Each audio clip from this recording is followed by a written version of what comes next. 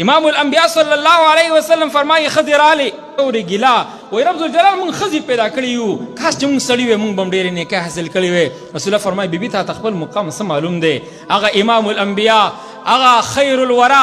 فرمایي وایي تا ته خپل مقام څه معلوم دی؟ کله چې ښځه دا د بلوغ نه مخکې وفات شي بیبي تا به الله تعالی بې حسابه جنت ته داخلوي. که ته بالغه شي او ته خپل عزت حفاظت کې د واده نه مخکې مړه شي ته به بې حسابه جنت ته داخلېږي. ای بیبي تا ته خپله څه پته چې کله ته رخصت شي پردي کور ته ته د پردي کور حسن جوړ شي رب ذوالجلال تا ته څه درکوي؟ ته که په کور کې لوښی بې ځای پروت دی هغه سمې رب ذوالجلال په دې لوښي په سمولو تا ته نیکي درکوي. حتی چې ته که پردي خیال ساتې رب ذوالجلال ستا د مړو مغفرت ورباندې کوي. حتی چې که ته د خاوند د کور خیال ساتې او د هغې سره خپل زندګي تېرې په خوشحالۍ باندې حتی چې تا پریګننټ شوې حامله شوې امام الانبیا فرمایي ای بیبي ستا په آه باندې رب ذوالجلال تا ته سبحان الله لیکي. ای بیبي ستا په یو تکلیف باندې رب ذوالجلال د ماشوم د ولادته پورې ستا د ټولې ورځې د روجې ټوله شپه الله ته د ولاړې ثواب درته لیکي. او کله چې ماشوم پیدا شي بیبي بیا الله تبارک وتعالی اعلان وکړي څنګه چې دا بچی د ګناه نه پاک دی دغه شان دا مور یې د ګناه نه پاکه کوي. او بیا رب فرمایي چې خوږه نبي دا ورته م ووایه چې ای بیبي چې کله ته ماشوم له پی ورکې ته کله ماشوم ته الله الله وې او ماشوم ته پی ورکې هغه قلارې رب ذوالجلال فرمایي وایي ستا په یو ګوټ پی ورکولو باندې با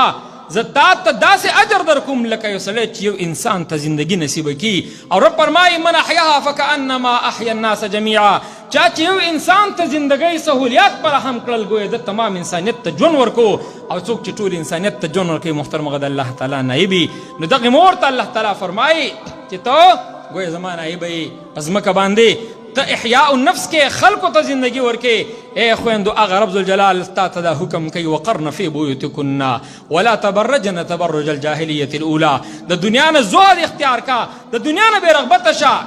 داسې بازارونو ته مه ګرځه داسې په خپل بیزار او په کپړو پسې بازارونو ته مه ګرځه خپل جسم مه ګنده کوه. ای خور ای مور خپل آخرت مه بربادوه خلکو سره سیالي مه کوه په دې شیزونو کې چې زما لباس د بل نه ښه شي زما خوراک د بل نه ښه شي. خیر دی که زما خاوند پس غریب چې کوم دی په غرمو باندې مزدوریانې کوي سختې تیری خیر دی که مطلب زما بچی د کور نه ورک شي خو چې زما لباس ښه شي زه د خلکو نه سیالی شمه. رب فرمایي ان الابرار لفي نعیم على الارائک ينظرون تعرف في وجوههم نظرة النعیم يسقون من رحيق مختوم ختامه مسك وفي ذلك فليتنافس المتنافسون. الله فرمایي دې کې مقابله وکړه نیکان خلک به په نعمتونو کې به وي على الارائک ينظرون داسې د سرو زرو جوړ شوي تختونو باندې به ناست وي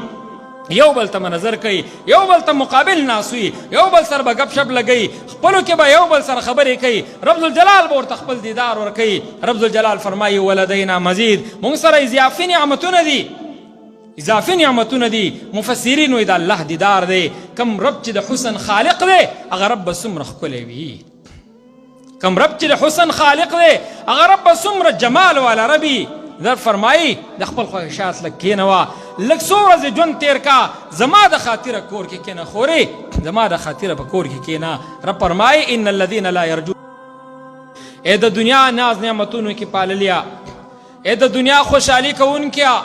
لا تغترر بتنعم په دغې نعمتونو مه نازېږه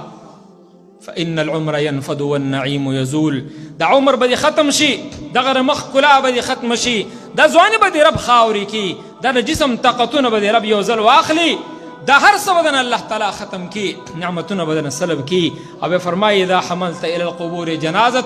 کله چې د بل جنازه په ولي واخلي تصور دا کوه چې زما جنازه به مې اوس داسې په ولي باندې اخیستل شوې وي. یا خویندو چې تاسو به کوم څیز کې سیالي کوئ تاسو کوم رسم و رواج ته ترویج ورکړئ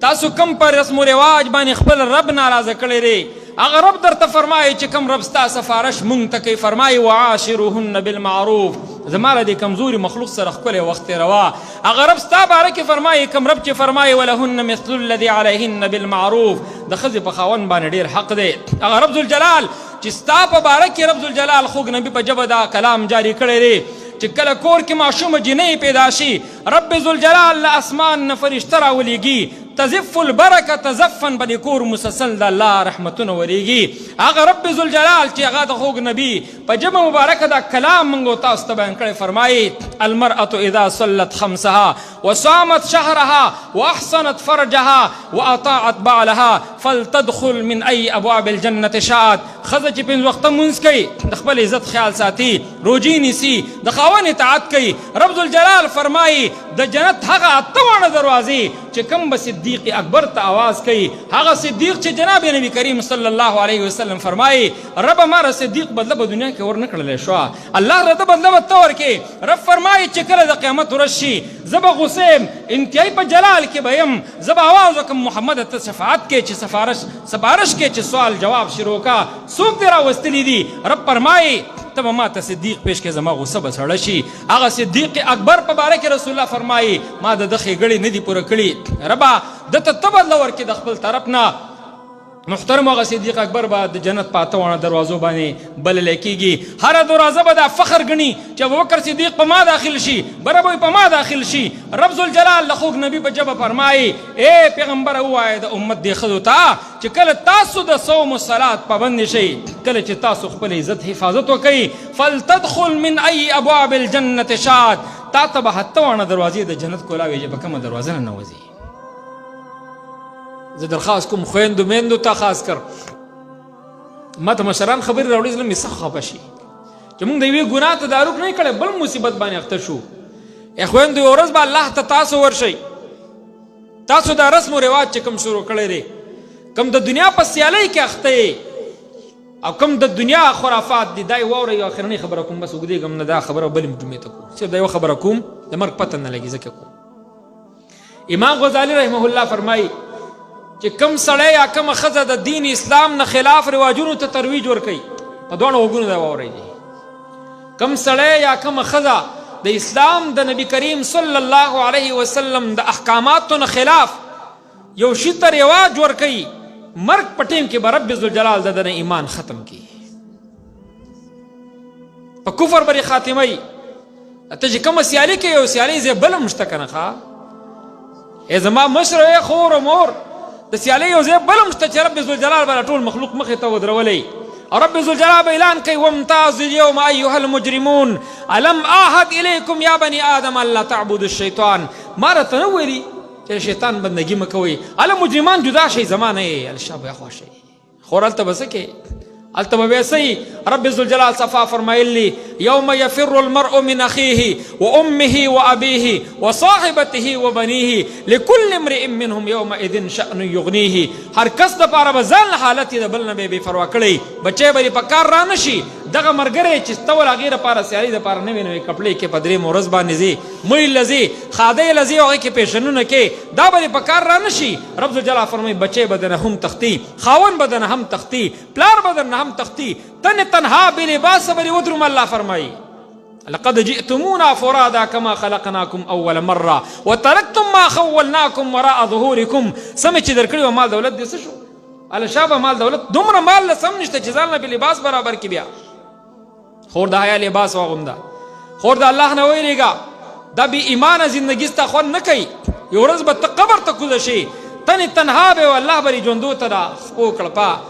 تا غوږونو باندې به الله تعالی د ژوندو د خپو د پیزار کړپا واورئ چې خلک درنه لاړو بیا اوس به دې پته لګي. او دا وخت کې به درنه تپوس وشي من ربک، رب دې څوک دی، تا را عزت مالک څوک ګڼلی و، تا خالق څوک ګڼلی و، تا رازق څوک ګڼلی و. ته به ها ها لا ادري، ما ته خو پته نشته دی، ما خو نه قرآن اورېدو نه مې حدیث، ما خو ټنګ ټکور اورېدلی دی، ما خو رب نه دی پېژندلی، ما خو په روپۍ کې عزت ګڼلو، ما په نوي لباس کې عزت ګڼلو. رب به تپوس کې بل ما دینو که دین نیسو، ستا دین رسم و رواجو، ستا دین خرافات او بدعاتو. ته ها ها لا ادري، ما ته خو دا علم نشته دی. د هغې نه بعد به تپوس کېږي ما تقولو فی حق هذا الرجل، دا سړی دی ستا غمخوار و دې باره کې ته څه وې؟ دا به وایي چې دې سړي سنت خو ما نه دي ژوندي کړي، ما خو د نبي کریم صلی الله علیه وسلم لور ته سپک کتلی و، خوږ نبي خپله لور دغه شان په یولو پټه و یو منګي سره رخصتۍ پردي کور ته. ما خو به خپل لور دپاره ځمکې خرڅې کړې وې، ما خو رسم و رواج دپاره لور دپاره هم نوي نوي لباسونه کړي وو، ما د هغې خواښې دپاره هم بسترو د کټه انتظام کړی وو، ما د خواښې دپاره د هغې د یوریانو دپاره هم چې کنه د کالي انتظام کړی وو. ما په دغې خلاف شریعت کار باندې پردې کور هم تباه کړی ما په خپل کور هم تباه کړی زه خو دا سړی نه پېژنم ده خو دین ما ته ښودلی خو ما خو دین نه دی زده کړی دا ښځه به وایي ها لا ادري ما ته څه علم نشته دی. محترمو یاد ساتئ دا کوم لباسونه چې دا ښځې اغوندي رسول الله فرمایي په دې زما هم لعنت دی او د الله هم پې لعنت دی. قبر ته چې ورکوزه شي ته به څنګه وایې چې دا مې رسول دی چې هغه باندې لعنت وایي. لهذا تپوس به درنه کېږي ته به وایې ها لا ادري رب الجلال به وایي دا روح واپس راوباسئ او دا لاړی ومې ځمکې نه ښکته جهنم ته ورسوئ. او د هغې نه بعد فرمایي تختلفت اضلاعه دا پختۍ په یو بل کې نه باسئ زور له ورکوي دا پختۍ یو بل نه وباسئ. اعلان به وشي چې دا د الله رب عزت مغضوب بنده دی د ده نه الله خفه دی او تا صبح قیامت به دغه عذابي او بیا به رب ذوالجلال څه کوي ای خور او ای مور ته چې په خپل جسم باندې نور خلق خوشحالۍ چې څوک ما ته وګوري د خبرې زه کوم انتهایي بیا د بې دې معافي د بې دې معافي ته چې په دغه جسم بل خوشحالۍ رسول الله صلی الله علیه وسلم فرمایي د دغه انسان د شرمګانه به داسې بدبوځي ټول جهنم والا به په تکلیف وي. محترمو دې خبرو ته سوچ وکئ انشاءالله موضوع بلې جمعې ته هم کوم خو درخواست درته کوم د مرګ پته نه لګي دې هفته کې څوک وفات کېږي هېڅ پته نشته. لہذا دا خبره یاد ساتئ چې څوک هم د اسلام نه خلاف ژوند تېروي د رسول الله د سنتو نه خلاف ژوند تېروي امام غزالي سے فرمایي چې د ده نه به الله تعالی د زن کدن په ټیم کې ایمان سلب کې ختم نه کړي همیشه به تباه شي. الله تعالی دې موږ تاسو باکماله ایمان والا جوړ کړي. الله موږ تاسو خاتمه په ایمان. دیو جن نبی کریم صلی الله علیه وسلم فرمایي بدترین سړی زما په امت کې هغه دی چې رنگ رنگ خوراکونه او رنگ رنگ لباسونه خوښوي. بدترین سړی زما په امت کې هغه دی چې رنگ رنگ خوراکونه او رنگ رنگ لباسونه دا خوښوي نوي نوي لباسونه. او نن محترمو دا صورتحال زموږ ستاسو دی ډېر بوره حال دی زموږ ستاسو. یا خو د فاطمة الزهرا هغه حالت سره رایاد کړي ځان ته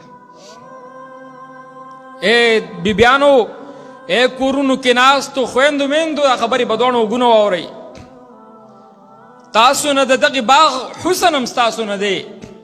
د دغې دنیا د باغ ویراني هم ستاسو په وجه باندې ده بربادي هم ستاسو په وجه باندې ده.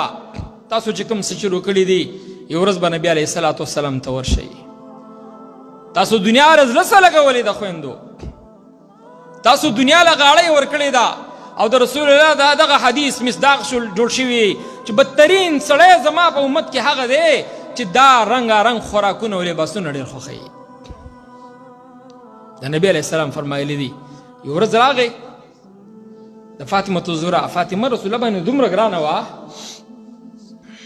الله اکبر کبیره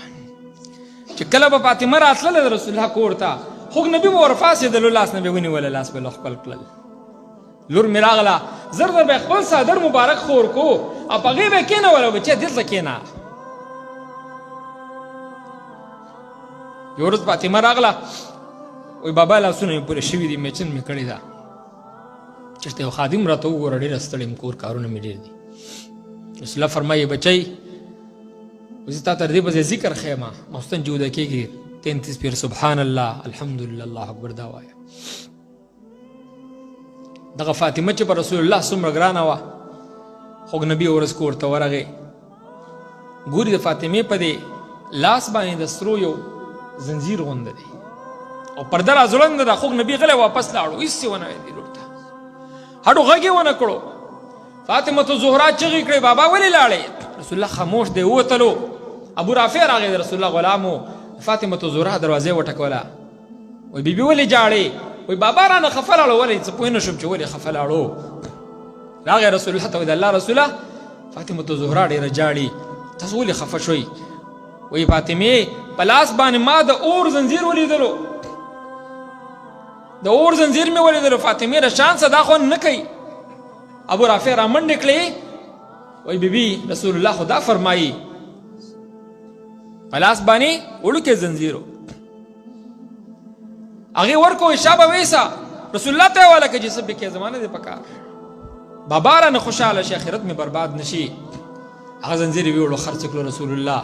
صلی الله علیه وسلم هغه پیسې د جامع صوفي په طالبانو ولګولې. هغه نبي فرمایل فاطمه ډېره هوښیاره ده ډېره ښې وکړل د آخرت د جهنم نه ځان وساتلو. خویندو د جهنم اور ځان ته په زور مګر مه وایي. زه نن موضوع خپله ختموم تقریبا 3 جمعې وشوې د دنیا څو ورځې زندګي ده تېره جمعه ما د هارون رشید بادشاه د شهزاده واقع تاسو ته ویلې وه یا صاحبي لا تغترر بتنعم فإن العمر ينفد والنعيم يزول وإذا حملت إلى القبور جنازة فاعلم بأنك بعدها محمول اے د دنیا ناز نعمتونو کی پاللیا اے د دنیا خوشحالی کوونکیا لا تغترر بتنعم په دغې نعمتونو مه نازېږه فإن العمر ينفد والنعيم يزول دا عمر به ختم شي دغه مخ کلا به ختم شي دا ځواني به رب خاوري کی دا د جسم طاقتونه به رب یو ځل واخلي دا هر څه بدن الله تعالی ختم کی نعمتونه بدن سلب کی او فرمایي اذا حملت الى القبور جنازه کله چې د بل جنازه په ولي واخلي تصور دا کوه چې زما جنازه به مې اوس داسې په ولي باندې اخیستل شوې وي یا خویندو چې تاسو به کوم څیز کې سیالي کوئ تاسو کوم رسم و رواج ته ترویج ورکړئ تاسو کم پر رسم و رواج باندې خپل رب ناراضه کړی دی هغه رب درته فرمایي چې کم رب ستا سفارش مونږ ته کوي فرمایي وعاشروهن بالمعروف زما له دې کمزوري مخلوق سره ښکلی وخت تېروه هغه رب ستا باره کې فرمایي کم رب چې فرمایي ولهن مثل الذي علیهن بالمعروف د ښځې په خاوند باندې ډېر حق دی هغه رب ذوالجلال چې ستا په باره کې رب ذوالجلال خوږ نبي په ژبه دا کلام جاري کړی دی چې کله کور کې ماشومه جنۍ پیدا شي رب ذوالجلال له اسمان نه فرشته راولیږي تزف البرکه تزفن به د کور مسلسل د الله رحمتونه وریږي هغه رب ذوالجلال چې هغه د خوږ نبي په ژبه مبارکه دا کلام موږ تاسو ته بیان کړی فرمایي المرأة اذا صلت خمسها وصامت شهرها واحصنت فرجها واطاعت بعلها فلتدخل من اي ابواب الجنه شاءت ښځه چې پنځه وخته لمونځ کوي د خپل عزت خیال ساتي روجې نیسي د خاوند اطاعت کوي رب ذوالجلال فرمایي